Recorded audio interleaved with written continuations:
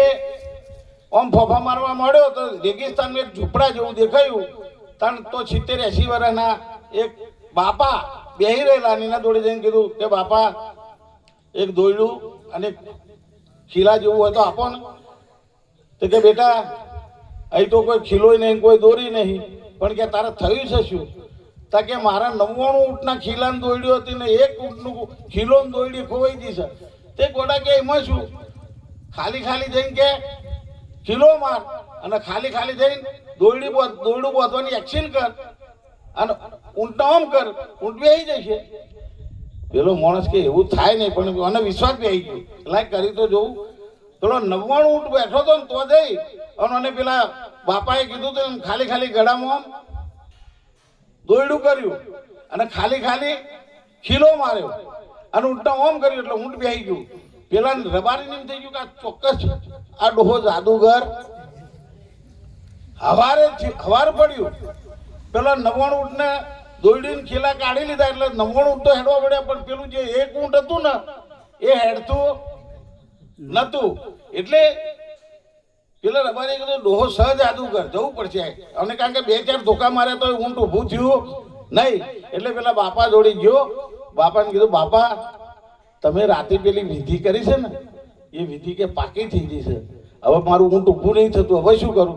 કે ગોડા કશું નહીં કરવાનું, ખાલી ખીલો દોરડું છોડી નાખ, ખાલી ખીલો કાઢી લે, તરત તારું ઊંટ ઊભું થઈ છે. પેલો જઈને ખરેખર ખાલી દોરડું ખોલ્યું ને ખાલી ખીલો કાઢ્યો. ઊંટ ઊભું થઈને હેડવા માંડ્યું. એમ અલ્યા તમને બંધન જ નહીં, તમે મુક્ત છો પેલા દાડાથી. કોઈ એમ અને તમે બંધનમાં હોય ને તો કોઈના બાપની તાકાત નહીં તમને કોઈ છોડાઈ શકે, પણ તમે બંધનમાં છો જ નહીં, પેલા દાડાથી મુક્ત છો. પણ બંધાયા છો કોણ? તમારા હાથે તમે બંધાયા છો. શેનાથી બંધાયા છો? તમારી માન્યતાઓથી બંધાયા છો, તમારી ધારણાઓથી બંધાયા છો. અરે છોડી દો ધારણાઓ, છોડી દો માન્યતાઓ. અત્યારે હાલ તમે મુક્ત છો અને અત્યારે હાલ પરમાત્મા જો હાલ વસ્તુ હાજર છે. કોના માટે વાયદાની વાત છે? બોલે તે બીજો નથી, પરમેશ્વર છે પોતે. અજ્ઞાનીનો ઓદળો બીજા જઈને ગોતે, પણ આ બોલો એ નહીં. ઘણા કે આ મોઢાથી બોલે એ પરમાત્મા, તો આ પરમાત્મા નહીં.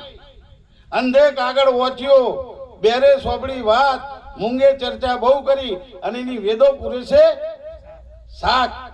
હું એ વાત કરું છું જે વગર મુખે બોલે છે એની વાત કરું છું. આ મોઢાથી બોલવાનો વિષય એ આકાશનું છે. આ પરમાત્મા આ મોઢાથી બોલે? એને બોલવા માટે મોઢાની કે જીભની જરૂર? અને એ બોલતા પુરુષની જે સદગુરુ ઓળખાણ કરાવે અને એ ઓળખાણ થઈ જાય એ શિષ્ય કોઈ દારો ડગે?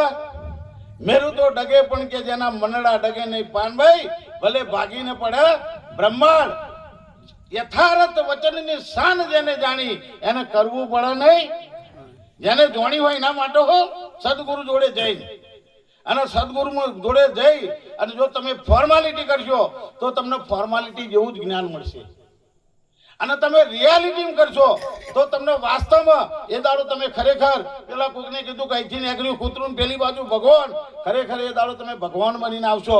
મારી ચેલેન્જ છે. પણ તમે ફોર્માલિટી કરશો તો કોઈ દાડો ભગવાન બનીને નીકળશો નહીં. આ ફોર્માલિટી નહીં કરવાની, વાસ્તવિકતા.